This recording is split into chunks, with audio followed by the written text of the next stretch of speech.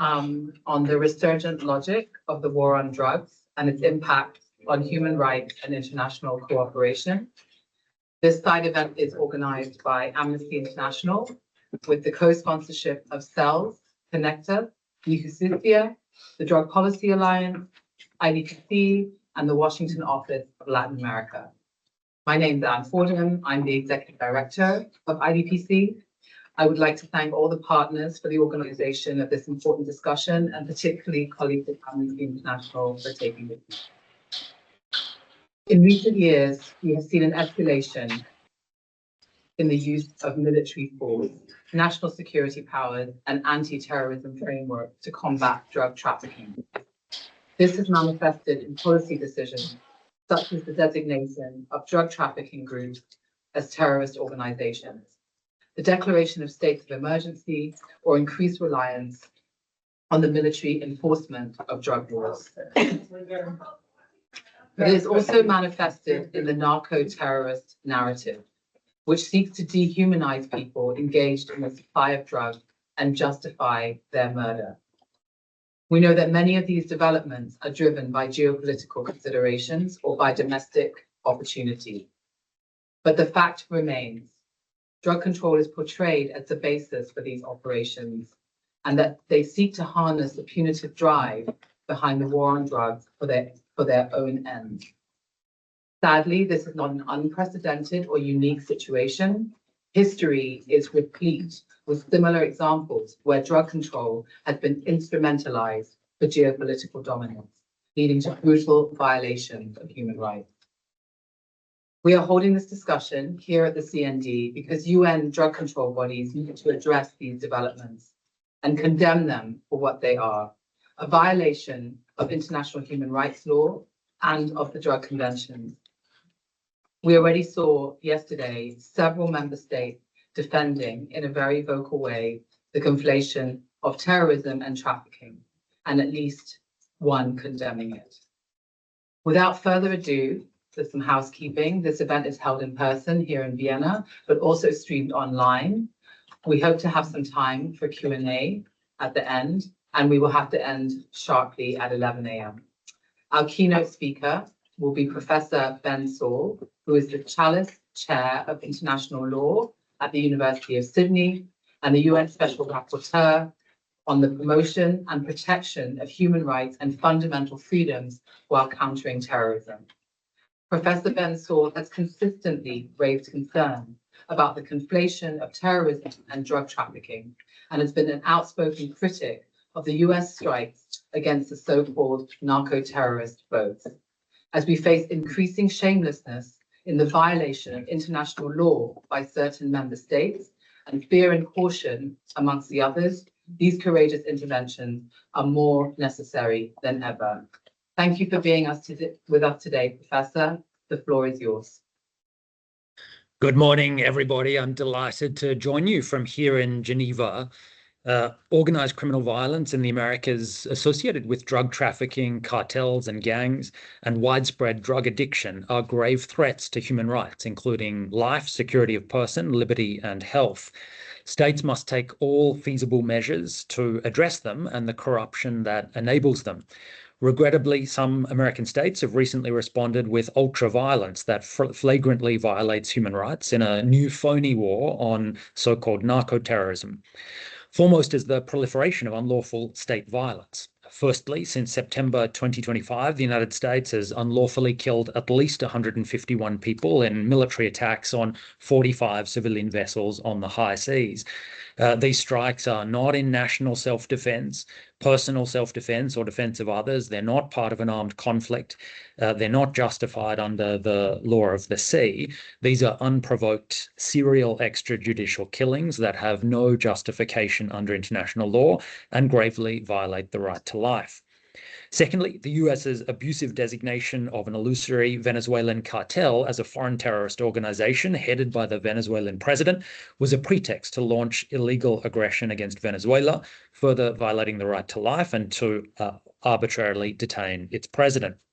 The perpetrators of these attacks must be held accountable, and the victims are owed reparation. Thirdly, the US has also threatened illegal force against cartels in Mexico and Colombia without the consent of those governments, further violating the United Nations Charter. Fourthly, illegal state violence is also being used in other American states. For example, Ecuador has falsely declared an armed conflict against 22 organized crime groups, including unjustified shoot-to-kill powers. As Ecuador's own constitutional court has repeatedly found, no armed conflict exists due to the lack of intense military violence and organized military groups.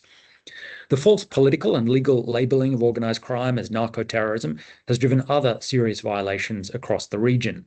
American states that have designated cartels and gangs as terrorist include the US, Canada, Ecuador, Argentina, and Paraguay, and there are further proposals in Brazil and Honduras. Terrorist listings aim to maximize exceptional legal powers, including preparatory terrorism offenses, investigative and intelligence powers, asset freezing, travel bans, administrative restrictions, and preventive detention. They're often a gateway to emergency powers and military operations. By popularly stigmatizing groups as terrorist, they can encourage public toleration of rights violations. They also increase pressure on other states to unconditionally cooperate in the global fight against terrorism. Invoking counterterrorism in the Americas has led to profound human rights violations. States of emergency have been declared in El Salvador, Ecuador, Honduras, and Guatemala, often for protracted periods and without adequate safeguards against abuses or accountability. Some states have pursued mass arrests and arbitrary detention. Criminal procedures have been expedited, including mass prosecutions in unfair trials, compromising the principles of individual responsibility and the presumption of innocence. The independence of judiciaries has been increasingly undermined, including public attacks on constitutional court judges in one country as, quote, enemies of the people. The militarization of policing risks excessive use of force, torture, and enforced disappearances, violations with a long shadow in Latin American history that must not be repeated. These policies have resulted in chronic overcrowding in prisons, in conditions that are not only inhumane and violent, but which risk strengthening gang and cartel capabilities. The war on narco-terrorism has also attacked migrants. The US designations of criminal groups as terrorists facilitated the illegal summary expulsion of hundreds of foreign nationals to El Salvador in violation of non-refoulement and the prohibitions on arbitrary detention, enforced disappearance, and inhumane treatment. Terrorist listings of organized crime groups are inconsistent with international standards. Terrorism should be defined as essentially political violence, as under the General Assembly's landmark 1994 Declaration on Terrorism and my mandate's 2026 model definition. Whereas organized crime is motivated by profit, as defined under the Convention Against Transnational Organized Crime. The US itself insisted on this distinction during the drafting. Now, it's true that some drug cartels and gangs use violence to terrorize or to intimidate parts of the population, or to coerce or compel governments to do something, and these are elements of terrorism definitions. However, organized crime usually lacks the additional element of a political motive. The cartels and gangs designated as terrorist in the Americas are generally not political actors. There are certainly links between some armed or terrorist groups and some organized crime groups, as in the case of FARC in Colombia previously. Drug trafficking is one of the most common organized crimes that terrorist groups exploit to raise funds. Such activities can properly come within both terrorist financing and organized crime legal frameworks, but that does not transform organized crime groups into terrorists. Terrorism is not always more dangerous than organized crime, but it is qualitatively different. Each type of crime requires customized legal frameworks to ensure that inappropriate powers and tools are not misused when not justified as necessary and proportionate.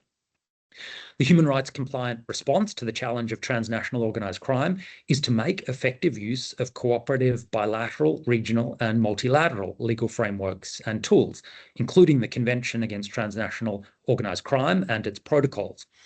Within a rule of law framework, there is much room to strengthen special investigative techniques, forensic capabilities, financial and electronic intelligence, asset freezing and confiscation, information sharing, and consensual joint investigations and operations. To the extent that stronger legal powers or new tools are needed to keep pace with the scale or changing nature of organised crime, the appropriate response is to proportionately tailor and adapt these organised crime frameworks, not to escalate the response to falsely classify organised crime as terrorism or even as warfare. Finally, instead of focusing narrowly on kinetic and law enforcement suppression of narcotics, American states should invest far more in addressing root causes. Key measures include the following: strengthening human development, infrastructure, public services, state authority and security in remote and vulnerable communities in drug source and transit states to provide livelihood alternatives. Secondly, pursuing effective domestic drug prevention, education, public health, and decriminalization initiatives to curb demand for drugs and to destroy cartel profitability. Thirdly, addressing socioeconomic vulnerabilities to addiction.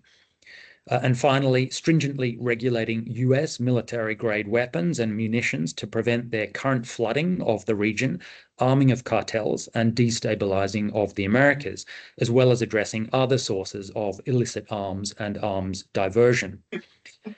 I'm alarmed that some American states have recently stigmatized civil society actors as terrorists as well.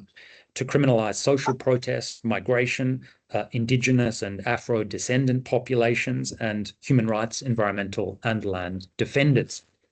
In Ecuador, successive waves of social protest have been met with states of emergency, militarized public order operations, and abusive criminal proceedings against social leaders, at times couched in terrorism rhetoric and often targeting peasants and indigenous peoples.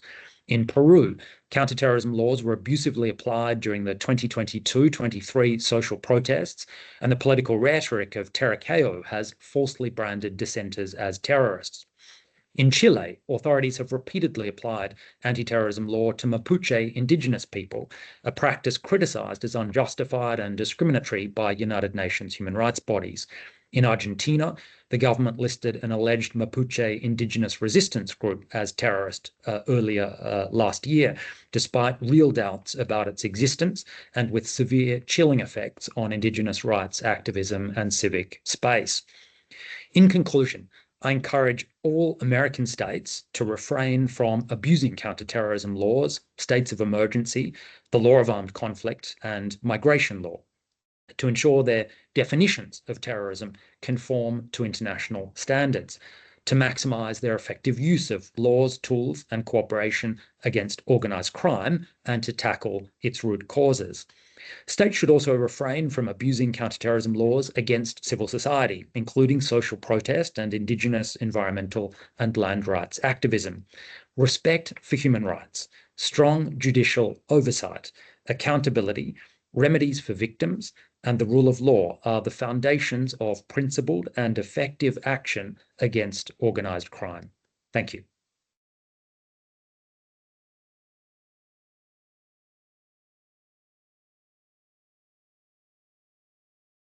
Thank you so much, Professor Saul, for being with us and joining us online from Geneva.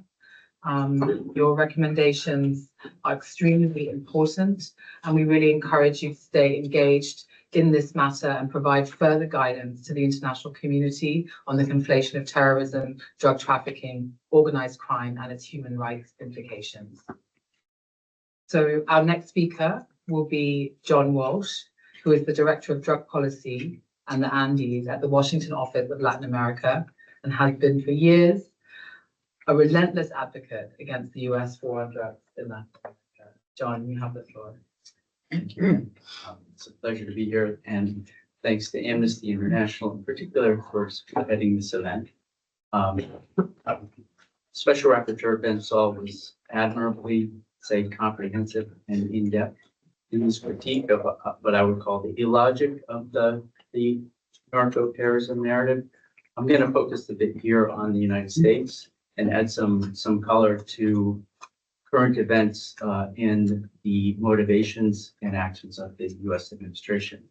First, I want to start with some good news that is often overlooked as the administration charges ahead with its illegal boat strikes and other militarized activities, which is that The overdose crisis that the United States has been suffering for decades now, in particular in recent years, has for the first time in 40 years seen a decline in overdose deaths. This began in net in 2023 and continues, so that's good news.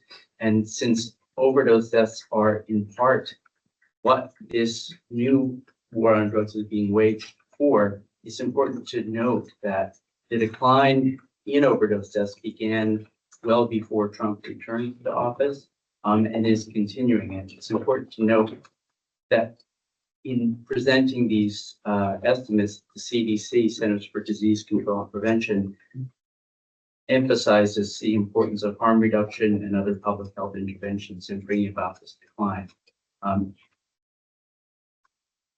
Try to next slide.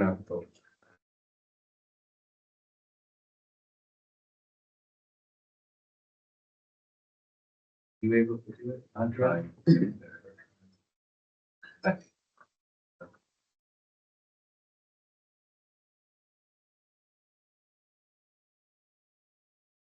Once we get that going, I'll just say this decline is I still think to say incipient, and it's not evenly spread across the United States, which complicates the idea that there's only one intervention that has led to these declines, whether it be supply side or demand side.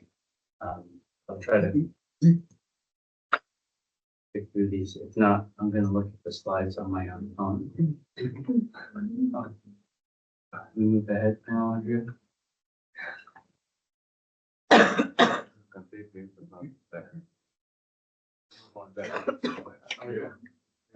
Here we go. Here we go. Thank you. All right, so this is my point. You can see in the US map, the progress in reducing overdose deaths is uneven. Indeed, in some states, overdose deaths are still increasing, while in others, they're declining. Okay. So that this brings us to what we call the killing spree at sea that Donald Trump in the White House initiated on September 2nd with the first boat, what we call boat strikes now. Strikes on boats that are allegedly smuggling illegal drugs. The first strike on September 2nd killed 11 people. It has provoked greater controversy than many of the others, since it apparently involved a second strike on survivors, which has made some members of Congress consider the boat strike as a potential war crime. But the reality is, in fact, that there is no war against drug traffickers and drug cartels, despite the administration insisting that there is. This is peacetime and international human rights law, not humanitarian law means. And these are extrajudicial executions, or more colloquially, these are murders. Next slide. So to get a sense of what we're talking about here, this is not some mere episodic event. The United States moved massive military force into the Caribbean in particular. In part, this had to do with intent to pressure the Maduro regime.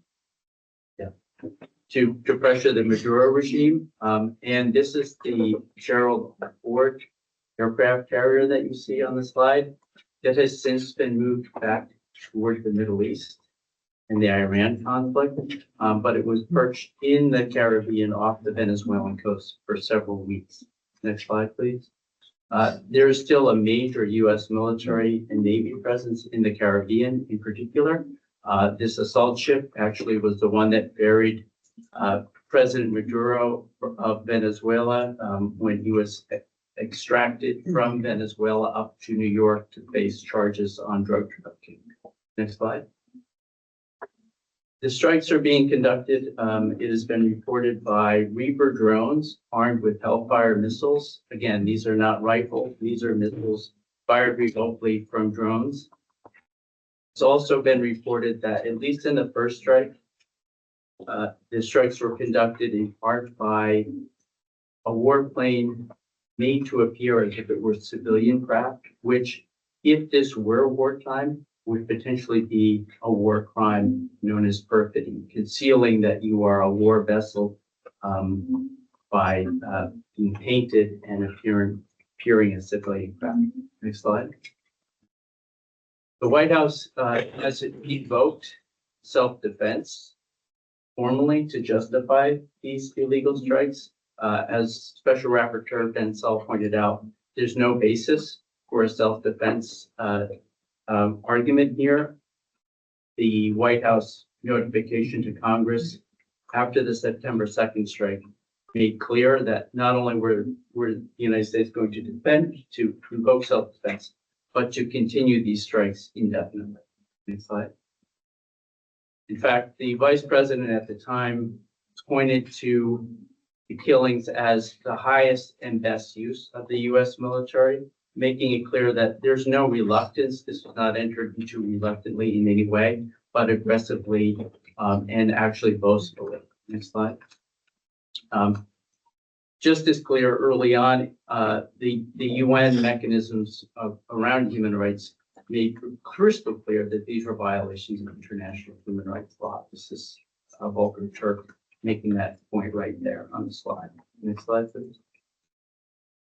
Equally, at the US level, in the mainstream media, there's actually no doubt about the fact that these strikes are illegal.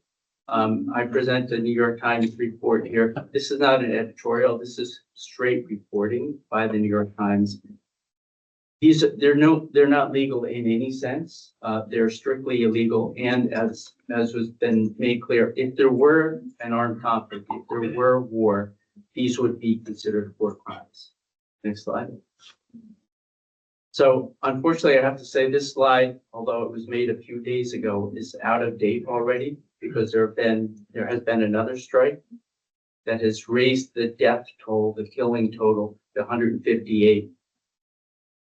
What still obtains on this slide is total impunity. Next slide, please. It's interesting to note that despite the administration's argument that the boat strikes are going to deter trafficking in a way that traditional U.S. interdiction mission has not been able to do, that if we look at cocaine seizures by Customs and Border Patrol through January, there's really no difference in the cocaine being seized. Seizures are, of course, very problematic as a measure of drug policy success. But in this case, the administration's own narrative is that you would see less cocaine making it to the United States, especially since the boat strikes are focused on South America, which have absolutely nothing to do with fentanyl. But as you can see, this is the government's own data. They don't show any diminution in cocaine being seized. Next slide. So these boat strikes have not gone unchallenged in the Congress. In fact, several senators and members of the House of Representatives put out a video that reminded U.S. service members of their obligation to disobey manifestly unlawful orders.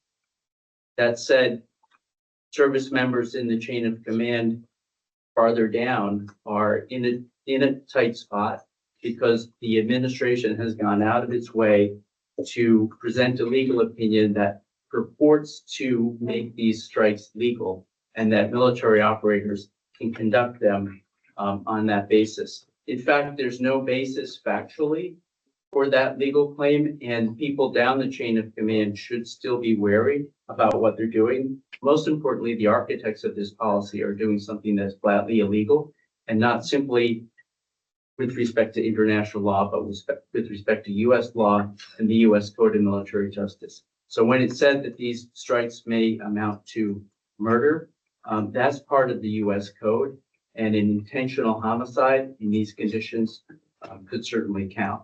So despite the administration's purported legal rationale, the members of Congress who challenged the administration were correct. And knowing that, the administration sought to indeed prosecute these members of Congress and failed because a grand jury failed to deliver that indictment. Next slide, please. Despite that, the lethal strikes continue. The Congress has sought to challenge it through war powers resolutions, but to no avail because the Republicans who backed President Trump still maintain the majority in both the Senate and the House. So as the strikes continue, they're now being ordered by either Defense Secretary Hegseth or the Southern Command itself. Next slide.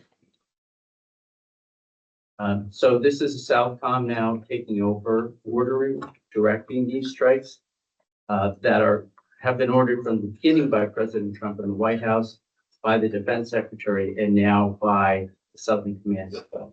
Next slide. When we talk about the Southern Command, it's important to recognize that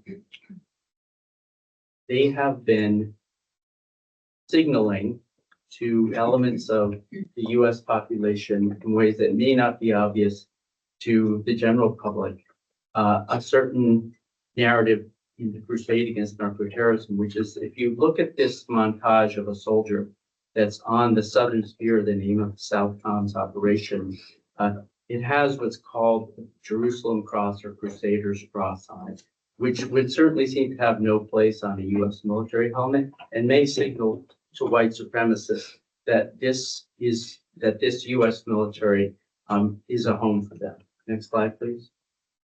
That brings us to the promiscuous use of the narco-terrorism term, but also the domestic terrorism term on the part of the U.S. administration these days. The Economist a month or so ago had this cover page, the ICE test.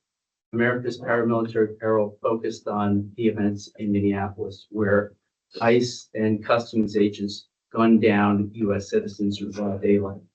Next slide, please. The ICE test asked this question: is America's president building his own paramilitary militia? Unfortunately, the answer seems to be yes, at least intending to. Next slide. This card was left in the vehicles of several migrants being detained by ICE in the state of Colorado. This card has a history of being left by U.S. soldiers on dead combatants in Vietnam, called the death card. It signals the extent to which this merger of terrorism narratives in the United States and abroad is happening. Next slide. Indeed, Stephen Military, a high-ranking White House advisor, in the wake of the killing of Al Freddy, suggested that what we're dealing with here are domestic terrorists who implicitly deserve that sort of treatment. Next slide.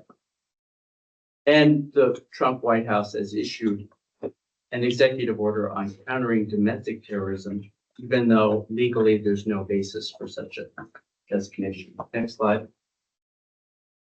And in that regard, closing this circle, Defense Secretary Pete Hegseth, in response to the killings by ICE in Minneapolis, put this tweet: "Thank God for the patriots of ICE. We have your back 100%.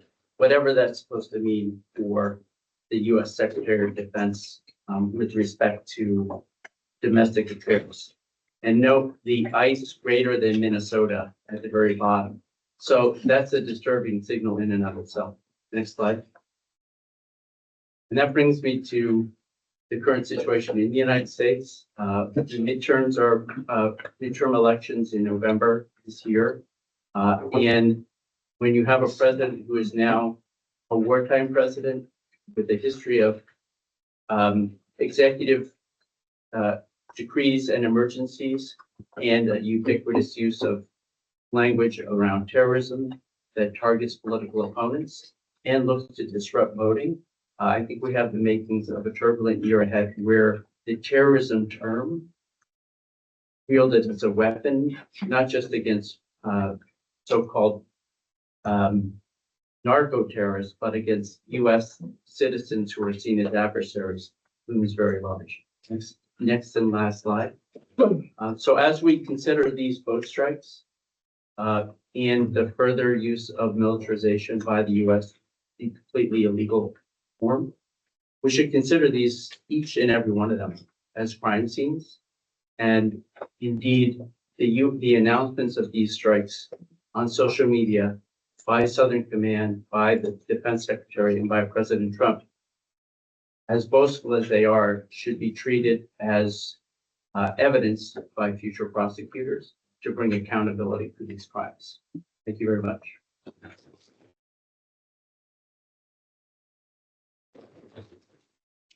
Thank you so much, John, for your, as ever, eloquent, thoughtful, knowledgeable remarks, and really helping to contextualize the discussion and really bring us like bang up to date into this moment. So thank you for that. So next, it's my pleasure to introduce Macarena Fernández Hoffman, coordinator of the Violence and Policy Team at the Centro de Estudios Legales y Sociales, CELS. CELS has been monitoring the human rights impacts of the expansion of anti-terrorism legislation in Argentina and Latin America, particularly for social movements and marginalized populations. Macarena, you have the floor.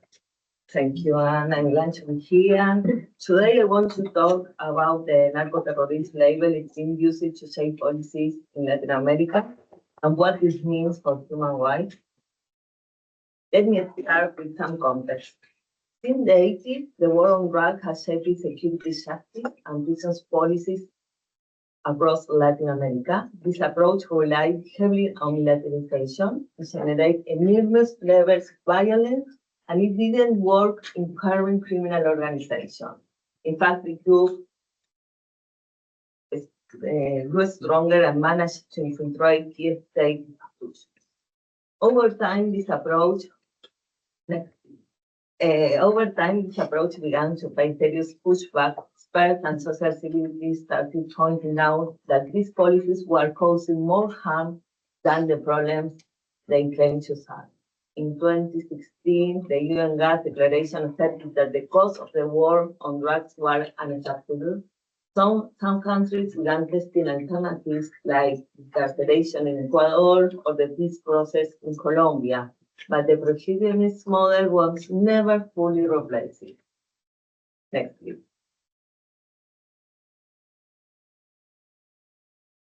And this is exactly where far-right governments and authoritarian organizations found their answer. Faced with resistance to the critical approach and the difficulties in implementing alternative measures, they reached back for all categories narco-terrorism to build a narrative that puts the war approach back at the center, and with it a whole set of exceptional policies and zero accountability.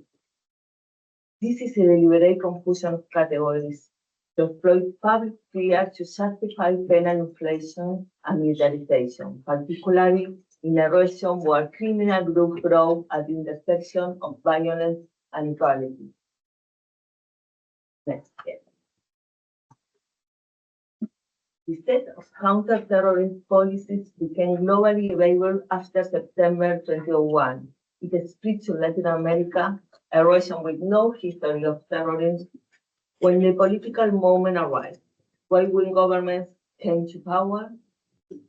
Images of conflict in Ecuador, Brazil, Mexico, and Colombia circulate widely, and the United States began actively promoting this approach. During 25, the United States with a policy toward the region based on blurring the line between terrorism and organized crime. And they used that as a justification for military escalation. This is a serious threat for the region. Despite high level of violence, has stayed free of armed conflict through the 21st century. Regional states have adopted this framework as well, using to justify Russian legal reform without parliamentary debate like Argentina, automatic pretrial detention, the restriction on the right of defense, intelligence practice that would otherwise be illegal, and detention conditions that enable human rights violations. Next, please. Yeah. Let me illustrate with this specific case. In El Salvador, in 2024, a reform granted the Attorney General broad power to designate individuals or organizations as terrorists. In Guatemala, in 2025, a law allows persecuted and court to classify any organized group as terrorist based only on intelligence analysis. In Ecuador, since 2023, the government declared an internal armed conflict against criminal groups, disallowed repeated states of emergency, the militarization of public security, and a broader definition of terrorism. Most recently, the United States funded the alleged narco-terrorists in the Caribbean and Pacific, actions that constitute extrajudicial executions. The expanded, next please, okay, thank you. The expanded use of anti-terrorism logic also threatens democratic life. In several countries, these categories have been weaponized to criminalize social protest and persecute political opponents and social movements. There's a clear correlation between the adoption of the anti-terrorist approach for countering organized crime by far-right governments and the use of this same approach for the crackdown on civil society.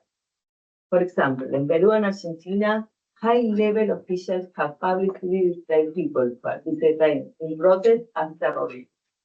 This is not merely rhetorical. This characterization later translates into concrete judicial consequences. In Colombia, the 2021 national strikes was framed as urban terrorism, justifying excessive force, arbitrary detention, and serious criminal charges against protesters. Finally, changes in narco-criminal dynamics may require well-thinking human-way approach and tools, particularly around criminal governance. But this problem will not be resolved through a counter-terrorism framework. That framework obscures two central dynamics of organized crime, state collusion and its embedding within the economic system. By hiding them, it increases violence and fails to limit the power of criminal organizations. States must refrain from applying counter-terrorism logic to organized crime. Instead, they must develop comprehensive policies to protect vulnerable communities without turning them into war zones. Thank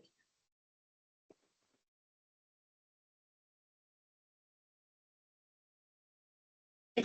Thank you so much, Macarena. Very important to get this regional overview from Latin America and very concerning. So our last panel speaker will be Gerardo Álvarez. He's the advocacy director at Mexico Unido Contra la Delincuencia, MUCD. And MUCD has advocated for 25 years for a solution to the problems of insecurity, violence, and impunity in Mexico based on human rights and community participation. Unfortunately, because of the time difference with Mexico, he was not able to join us live, but has shared a pre-recorded video that we will screen.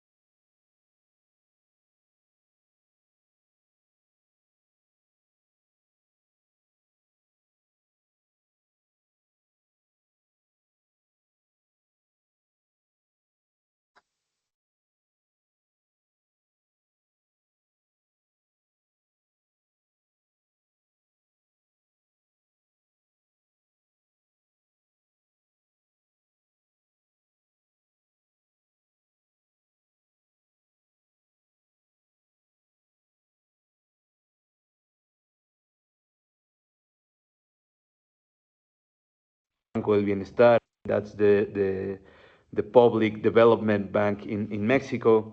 I believe these events offer us a great deal to discuss in light of this panel's central theme.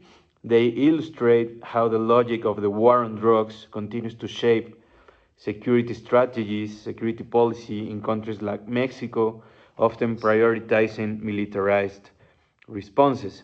At the same time, they reveal the complex and frequently violent consequences that these approaches can generate on the ground, raising important questions about their impact on human rights, public safety, and the forms of international cooperation that frame, that sustain this kind of drug policy.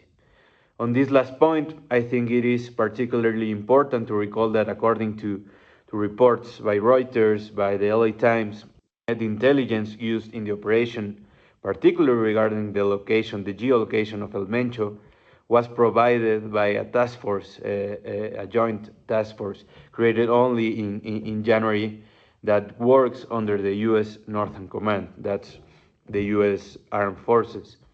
These developments should also be understood in the context of a broader and troubling trend, the increasing conflation of drug trafficking with terrorism, also known as narco-terrorism.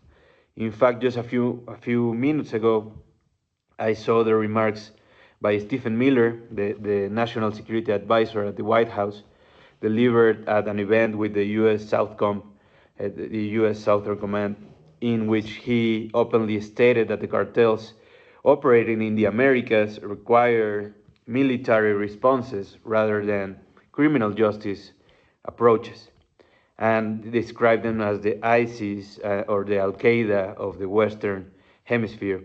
Peter Hegseth also said this a couple of months ago. Those of us who work on drug policy know how difficult it has been for years to convince policymakers, the public, of the need to address drugs primarily as a public health issue rather than as a matter of criminal justice. Yet what we seem to be witnessing now is a shift toward the opposite extreme, a war approach that frames alleged drug traffickers, even drug consumers, poor people actually, not simply as criminals, but as enemy combatants. We have already seen the consequences of this logic in the Caribbean and in the Eastern Pacific, where the United States has carried out lethal operations that have reportedly resulted in the deaths of at least 150 people in 40 separate attacks. The most recent of one took place in February 23, one day after the Mencho operation. We also saw a version of this logic in the capture of Venezuelan President Nicolás Maduro by U.S. Special Forces in Caracas. He was later charged in a court in New York of drug crimes and firearms crimes regarding a Cartel de los Soles, an alleged criminal organization, drug criminal organization. What might this paradigm mean for Mexico? That's the question that I want to engage with. This is a particularly pressing matter in a country that since 2006 has already embraced highly militarized approach to security, to drugs in particular. In 2024, Mexico amended its constitution to place the National Guard, formerly a civilian institution, under the authority of the Secretariat of National Defense, SEDENA, and to allow the armed forces to perform a wide range of functions that go far beyond the traditional defense roles, including the construction and administration of critical infrastructure and the control of public companies. In practice, this means that the armed forces are engaging in what is called in the literature as military entrepreneurship. In practice, the armed forces had already been assuming many of these responsibilities, but the 2024 reform further consolidates consolidated their institutional and political and economic power in Mexico. At the same time, the Mexican government, led by Claudia Sheinbaum, she's from Morena, center-left party, has drawn a clear red line regarding direct U.S. military intervention in Mexican territory, whether through drone strikes or the deployment of boots on the ground. Mexican authorities have repeatedly emphasized that cooperation with the United States must respect national sovereignty and territorial integrity of Mexico. Also, Mexico is not part of the so-called Shield of the Americas, this initiative of the Donald Trump's administration with some right-wing governments regarding security. There's no Mexico, no Colombia there in the Shield of Americas. Also, Mexico, however, in this emerging paradigm, this emerging approach of narco-terrorism, pressure from the United States remains a central factor shaping Mexico's security decisions.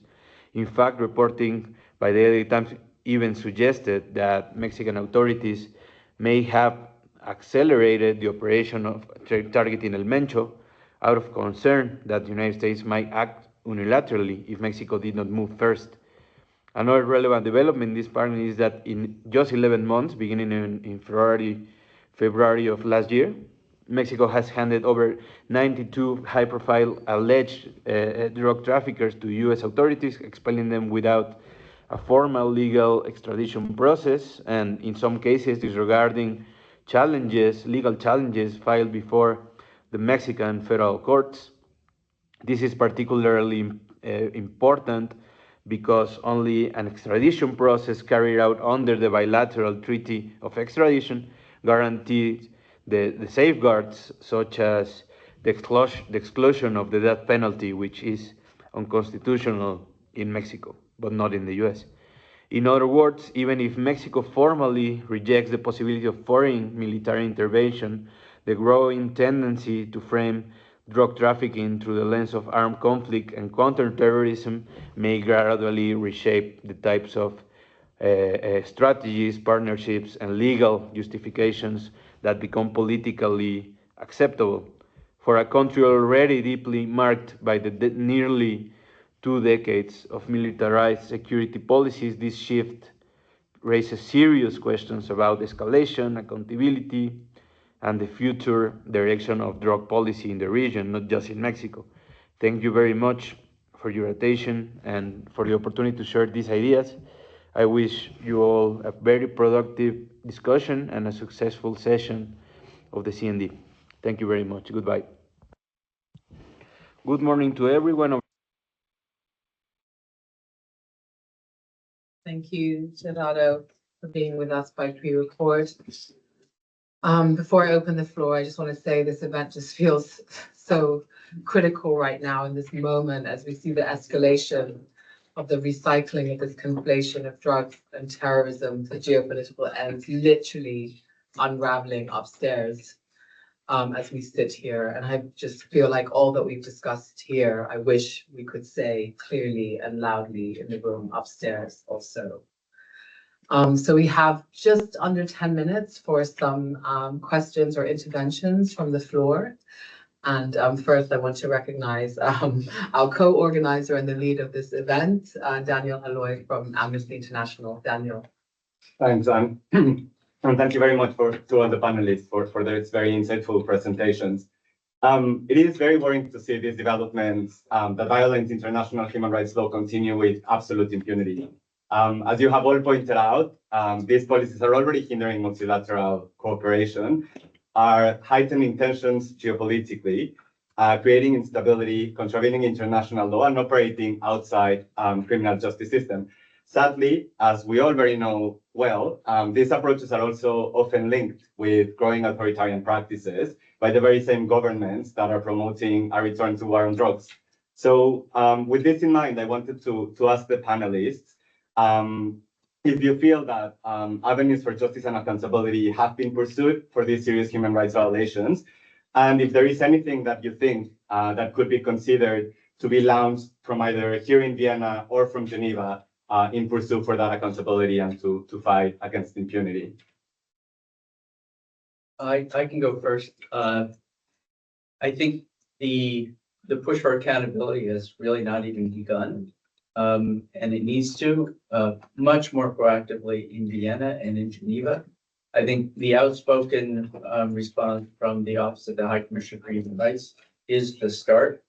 But in terms of actual accountability, making sure that these issues are brought to the Inter-American Commission, which is happening this week as we speak, the Inter-American Court eventually, and ultimately perhaps even the ICC with international jurisdictions for international crimes. Ben Saul, I see, is back online. I'm sure he can address this much more comprehensively. But in the US, of course, just to speak to that, this administration will not lift a finger to provide accountability. To the contrary, it will do everything it can to evade accountability. But this administration is not going to be forever. And I think, as I said at the end of my presentation, each of these strikes needs to be considered as crime scenes to be investigated for future prosecution. Thank you, John. Professor Saul? Thanks very much. And I think accountability has to start with the United States, and in particular, the Congress and the political branch pushing back and doing its job by exercising oversight over the presidential use of military force. There's a real difficulty here because there is a jurisdictional gap. These are mostly stateless vessels, so there's no obvious state of nationality which could exercise jurisdiction over the crimes on board.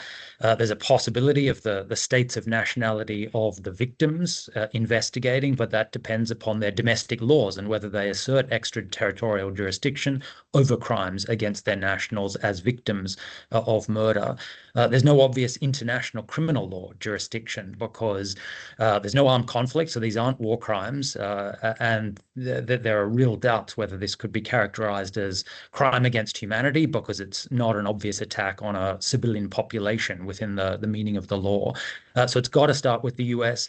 Any other country that can exercise jurisdiction to protect its nationals. Absolutely, we here in Geneva this week are raising this with the Human Rights Council directly this afternoon. But of course, the US is disengaged from the Human Rights Council, so it's not paying much attention to us in Geneva, and that's why it makes it all the more important that the US democracy pushes back and takes control of a president out of control. Thanks. Thank you.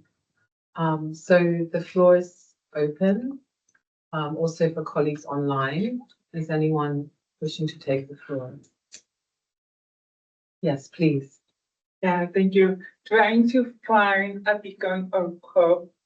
What are the lessons learned from transitional justice in Latin America that we can bring to prosecute human rights violations by the discourse of narcoterrorism, or even transnational justice could make any sense in this context?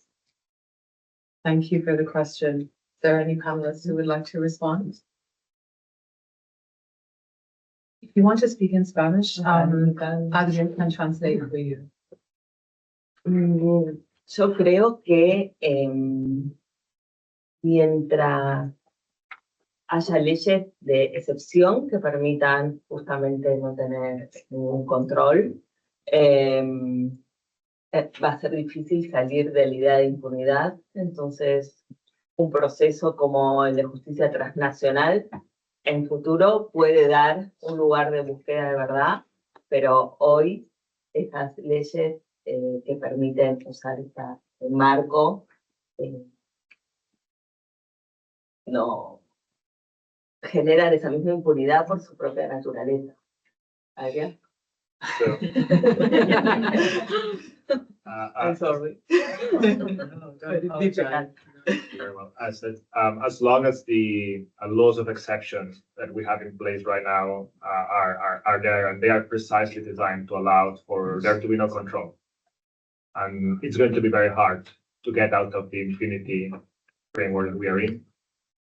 So maybe in the future, there can be some transnational justice projects that can bring some truth to what has been happening. But as long as we have the exceptional regimes like the terrorist one, it's going to be very, very hard. Thank you. Yes, please, Dave. David Borden with StopTheDrugWar.org.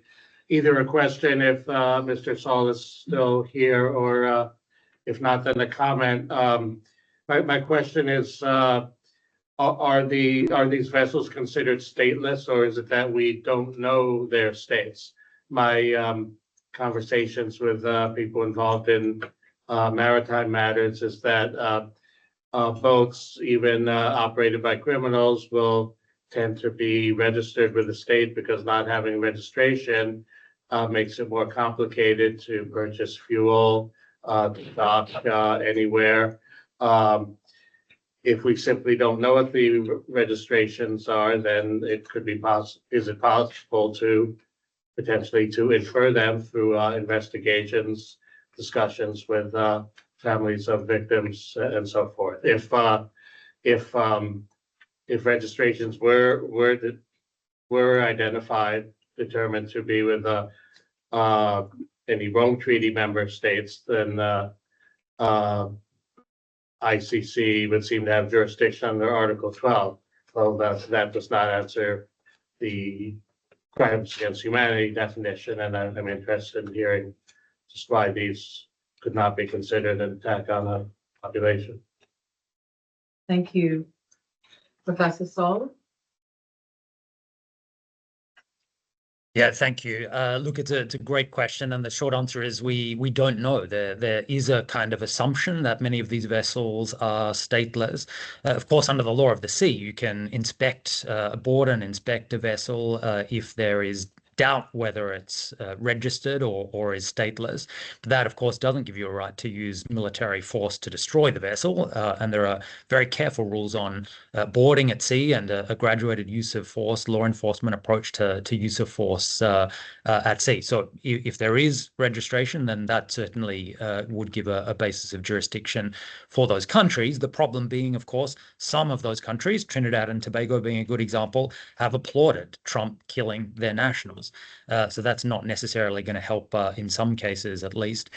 Crimes against humanity, look, I think the difficulty there is that the conventional understanding of a civilian population is a population of a particular country, a particular territory, against which the attacks are being launched. And the issue here is that these are individuals potentially setting sail from different places. They're not necessarily part of a coherent single civilian population in the sense conventionally understood under international criminal law. Now, whether you could take an expanded interpretation and just suggest that any civilian being targeted is enough is a question, but certainly on the existing jurisprudence, that's a difficult argument to make. Thank you. Thank you so much. We're at time, so I'm afraid I'm going to have to close it here. Oh, can we extend by a few minutes? Sorry, very shortly, just 1 minute. Yeah, absolutely. Thank you so much for this opportunity. Please introduce yourself. Yeah, Massimiliano Bagallini from the United Nations Subcommittee on Prevention of Torture. So we cover, as you know, only the state party who's ratified the optional protocol to the Convention Against Torture, but we are very worried about this resurgent logic of war on drugs. And we are very worried about the effects on the places of deprivation of liberty.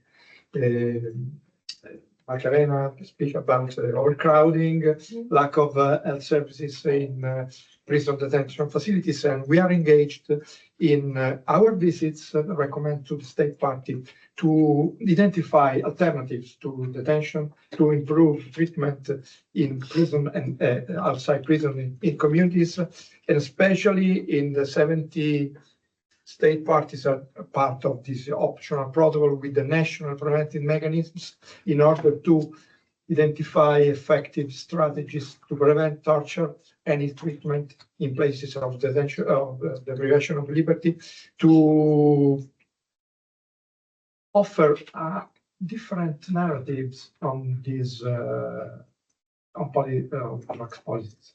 Thank you so much. Thank you. Thank you so much for being here with us today. So please allow me to conclude with a brief reflection on the role of the UN drug control system in this moment.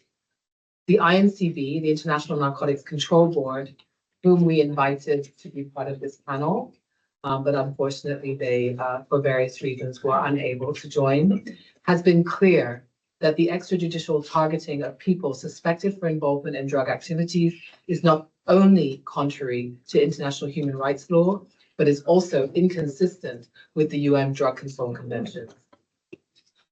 The board has raised concerns about recent developments, although without explicitly naming the United States. Regrettably, but not surprisingly, the UNODC has remained entirely silent, as have many, or most, in fact, member states. Statements at the UN may not immediately change the actions of the Trump administration or other governments pursuing similar approaches, but these governments will not be in power forever. UN institutions must clearly articulate what international law requires, so the record is established and the basis for accountability exists when the next window of opportunity opens. And we will continue to press them to do so. Together, we must continue to challenge and resist this damaging and murderous logic. Thank you so much for being with us. Thank you, Professor Ben Saul, for being with us online from Geneva. Thank you, John. Thank you, Macarena. Thank you, Gerardo, for sending his video. Thank you so much.